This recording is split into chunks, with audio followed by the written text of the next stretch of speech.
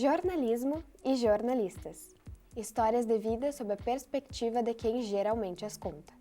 Hoje, no Depapocom, recebemos Paola Saldanha, egressa do curso de jornalismo da UFN e co-idealizadora do projeto Maria Cults. Seja muito bem-vinda, Paola. Obrigada pelo convite. Paola, tu é nossa egressa, né? Já esteve aqui pelos corredores da universidade, mas eu queria, pra gente iniciar nosso papo de hoje, que tu nos contasse quando e como que tu entrou pro jornalismo. Como é que foi a tua trajetória até chegar na universidade? Olha, fazendo assim um exercício, né, puxar lá na memória, eu lembro que na adolescência, né, foi quando eu optei pelo jornalismo, né, eu gostava muito de prestar atenção nas matérias de TV, principalmente nos créditos, porque daí eu gostava de ver quantas pessoas estavam envolvidas naquela produção até ela chegar ao ar, e aquilo eu achava tipo, encantador, Ai, sabe? que legal! Então, tinha o repórter, mas para além do repórter, então aquilo ali começou a me encantar muito, e eu falei, é isso que eu quero fazer, eu quero estar ali junto, produzindo. Mas, antes disso, fazendo desse exercício, quando eu era criança, logo que surgiram os telefones com câmera, que hoje tu vai olhar, a qualidade é mínima, mas na época era o auge da tecnologia. E aí eu tinha um telefone com câmera e eu começava a gravar tudo que eu fazia durante o dia, eu passava boa parte do tempo na casa dos meus avós, e naquela época eu comecei a entrevistar eles. Então isso com 9, 10 anos. Então talvez de lá já fosse algum indício do que eu seria no futuro, né? Sempre gostei muito de ouvir as pessoas e também gostava muito de ouvir os meus avós, as histórias deles. Eles tinham muitas histórias, o meu avô contava muitos causos, né?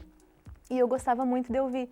Então acho que ali já era tipo, os primeiros indícios do que eu viria fazer no futuro. Eu gosto de conversar, de ouvir as pessoas, ouvir as histórias que elas têm para contar. Então acho que começou por aí. Até 2014, quando de fato, né, eu fiz o Enem e aí consegui ingressar aqui na UFN, na época ainda Centro Universitário, em jornalismo. Aí oficialmente entrei em fevereiro de 2015. E quando tu entrou, tu tinha alguma área específica em mente? Não pensava em nada específico. Eu entrei assim bem disposta a conhecer tudo. E o bom, né, disso é que dentro do jornalismo, já no primeiro semestre, a gente está na rua, a gente está produzindo. Então, a partir dali, eu comecei a explorar várias áreas, mas também, eu fazendo esse exercício, eu consigo enxergar que desde lá do começo, eu já vinha fazendo algo que reflete muito o que eu faço hoje. Então, muitas pautas que a gente fazia naquela época, nos trabalhos, a gente já é algo que é semelhante ao que a gente faz hoje. Então, acabou que culminando nisso, eu sempre fazia pautas mais relacionadas à cultura, mesmo sem me dar conta.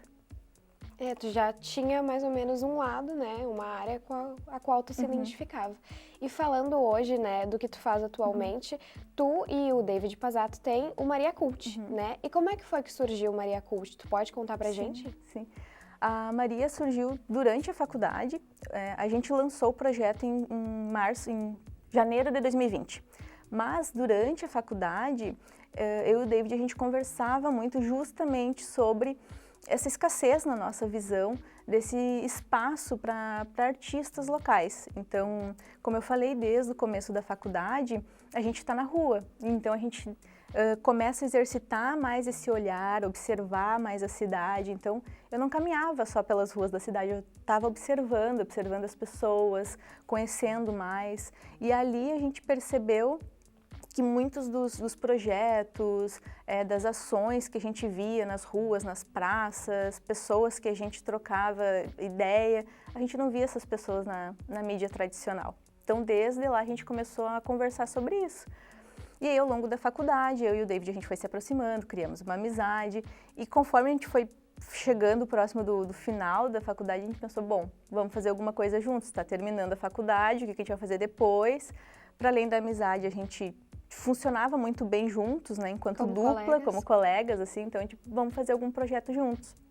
E ali foi a união de tudo isso, da nossa vontade de seguir juntos e trabalhando juntos com essas discussões que a gente já tinha, de pautas que a gente fazia na faculdade, de muitas ações, de muitos artistas, projetos coletivos que a gente via na rua, em ação, às vezes projetos de anos assim de trajetória que a gente não via na TV, a gente não via no rádio, não via no jornal.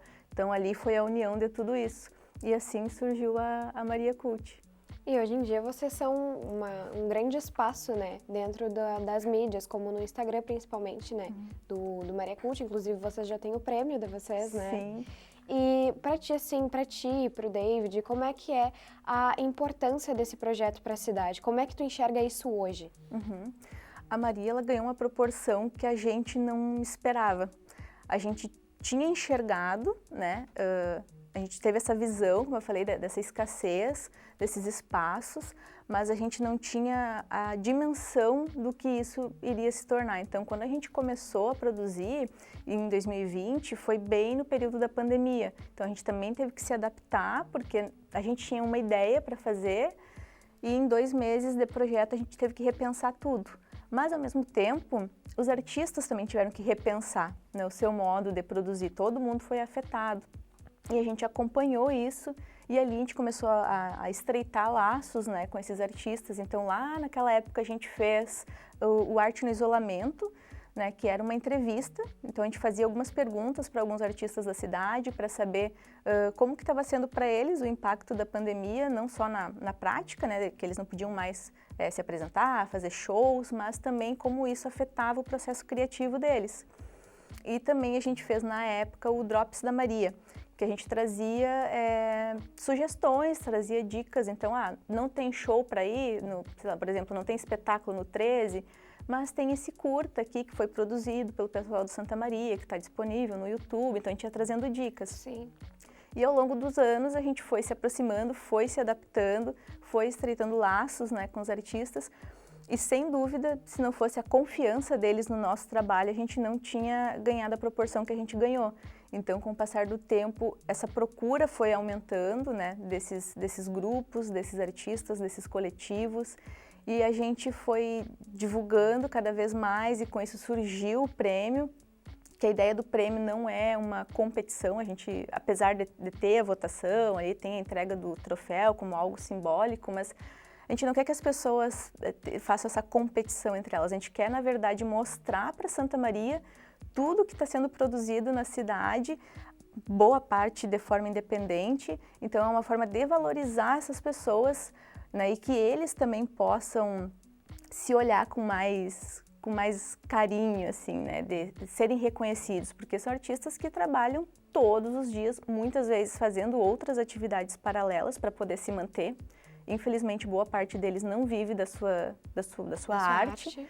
Então, o prêmio é uma maneira de reunir todas essas pessoas e mostrar para elas o quanto elas estão trabalhando e fazendo algo importante e mostrar isso para Santa Maria de modo geral, que muitas vezes não conhece o que está sendo feito do lado da sua casa, sabe? Com certeza. E tocando assim, a gente tinha comentado, né, sobre a pandemia, sobre o processo de se reorganizar, né, e para ter um projeto próprio, trabalhando com o jornalismo independente, né, que é o que vocês fazem agora, existem muitos processos, né, e é bem difícil a gente encontrar pessoas que estão nessa área atualmente. Tu pode nos contar mais ou menos como é que é o trabalho do jornalismo independente? A Maria, então, como um projeto independente, ela não é hoje a nossa tarefa, nossa atividade principal, né? Tanto eu quanto o David, a gente tem o nosso trabalho formal, né, CLT, e a Maria Cult como um projeto independente. E nessas trocas que a gente teve ao longo desses anos, como eu falei, boa parte dessas pessoas que a gente conheceu ao longo do caminho também vivem a mesma coisa. As pessoas têm o seu trabalho formal e têm a sua atividade, seu projeto independente. Mas algo que foi muito bom, assim, da gente experienciar foi justamente essa ideia do coletivo. Então, quando a gente começou, a gente tinha alguns projetos como referência e projetos que já existiam antes da Maria e que eles nos abraçaram. Então, por exemplo, Rádio Armazém, Rede Sina, são projetos que já existem há um bom tempo e que nos abraçaram. Também fazem jornalismo independente e nos abraçaram. Então, essa ideia do coletivo, da gente se fortalecer juntos, isso é muito forte. E se não fosse por isso, esses projetos não existiriam. Se não é um ajudando o outro, colaborando, cada um da sua forma, fortalecendo, os projetos eles acabam morrendo muito rápido. Sim. Então, nesses dias eu até estava conversando com o David sobre isso. A gente está indo para mais uma edição do prêmio e ela só se faz no coletivo. Porque no dia a dia, tudo bem, a gente está ali escrevendo, eu e ele só, mas se não fosse esse poder, assim, de todo mundo se unir, se mobilizar para fazer acontecer, a gente não teria força para isso. Então, é através do... Então, acho que, para resumir, assim, hoje o projeto independente, ele se faz de forma coletiva. Realmente, o jornalismo independente, né, que é o que a gente fala, é o que está mais escasso no momento, né? Tanto aqui em Santa Maria, quanto em qualquer outra parte do Brasil, do mundo, é uma das principais dificuldades, né, que as pessoas encontram. E como tu comentou, se não tem ajuda coletiva, ele não funciona, né? Quais são os outros desafios que tu enxerga dessa área? Também acho que a gente passa hoje, com as redes sociais, né, esse filtro do que é verdade, do que é fake. Então, eu acho que a gente faz todos os dias um esforço muito grande, enquanto jornalistas, de fazer apuração, fazer pesquisa, ir atrás. E hoje a gente vê muita coisa circulando, a gente não tem controle para reverter certas coisas, então certas informações que chegam para as pessoas de uma forma torta, até tu reverter, tu conseguir mostrar o que de fato é verdade, isso tudo demanda um tempo, demanda uma energia. Então, acho que hoje, trabalhando na internet, eu diria que nosso principal desafio é justamente trabalhar com a informação, conseguir passar essa informação para as pessoas, é conseguir trazer uma informação de qualidade, e que as pessoas tenham essa consciência e esse cuidado na hora que elas vão consumir esse conteúdo. Então, o nosso maior trabalho é esse, é criar essa confiança, né, que as pessoas tenham em nós ali uma fonte segura e a gente conseguir levar essa informação, essa apuração que a gente faz todos os dias com muita qualidade. E, Paola, como é que tu espera que sejam os próximos anos da Maria Cult? A gente tem muitos projetos, muitas ideias, né? A questão é conseguir tirar do papel. A gente tem agora, nos últimos 2 anos, investido muito em editais, que também é o que dá fôlego pra gente. Então, a gente já tem feito alguns projetos, já tem lançado para alguns editais. E a gente segue dessa forma, como eu falei, coletiva, fazendo parcerias. Então, a gente tem parceria com a Rede Sina, a gente tem parceria com a Rádio Armazém, em alguns projetos específicos. A gente segue com o prêmio, agora a gente já está trabalhando na 4ª edição, que inclusive também se deu através de uma grande parceria que a gente fechou, né? Ano passado a gente fechou com o Cinépolis, então a gente conseguiu fazer uma cerimônia 100% presencial, então a gente conseguiu encher uma sala de cinema, isso foi incrível. Então a gente quer seguir com a premiação cada vez maior, contemplando cada vez mais categorias, mais artistas, mais obras, e a gente quer explorar outras mídias também. Hoje a gente trabalha no Instagram, né, o nosso carro-chefe, mas a gente quer ainda ter um site para conseguir trazer reportagens, trazer um conteúdo maior, quer trabalhar com foto, com vídeo, né, mas isso tudo são investimentos que a gente ainda não consegue tirar do papel, mas que a gente vem trabalhando e vem investindo e pensando, e por isso mesmo a gente tem trabalhado muito em editais para conseguir fazer com que tudo isso aconteça. E para a gente encerrar, a gente tem um quadro novo aqui no programa, onde alguns dos nossos seguidores mandam umas perguntas, né, para os nossos convidados responderem. Hoje, a Nicole Seixas mandou na nossa caixinha de perguntas a questão: a digitalização dos meios de comunicação e as redes sociais são um grave problema para o futuro da profissão de jornalista? O que tu acha? Não, eu diria que não, até porque falo enquanto uma pessoa que produz na mídia digital. Isso eu lembro que era uma discussão, inclusive, né, dentro da sala de aula, né? O jornalismo vai morrer. Não, não vai morrer. A gente se adapta. Isso a gente ouviu no rádio. O rádio vai acabar? Não vai acabar. Claro, as mídias elas vão mudando, a gente vai se adaptando, muda a forma de fazer.